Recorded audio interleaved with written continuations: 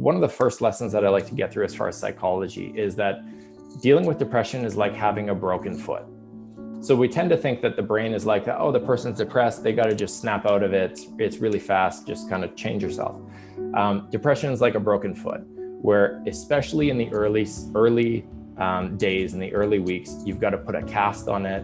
You need crutches, you need extra rest, extra support, extra patience, because you really have to lay off that broken foot and let it heal, let it get the nutrients it needs to start being able to be loaded.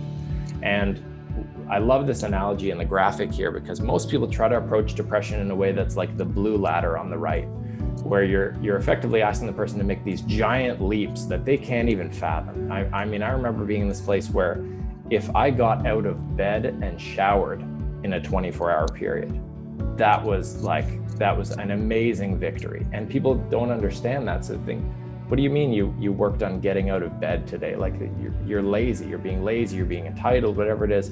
And who knows, part of that may be at some point true, but it's not the first place that you should go. You should approach depression with an overabundance of compassion, because that person, I can tell you from firsthand experience, they don't want it to be a goal to just get out of bed and shower. They don't want that either. That's not a point of pride. That doesn't make them feel good. So they're not entitled, they're not lazy, because that's not the way that they would want to live their life either. Their foot, their brain is broken, and it needs all that, the crutches, the nutrients, the support and everything.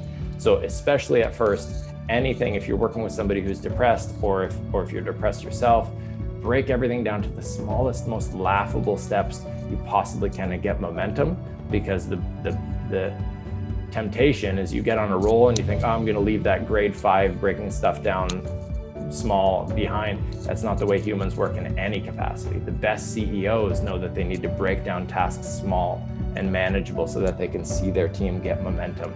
And if there's any holdups, that they're discovered quickly and broken down. So, importance of starting small.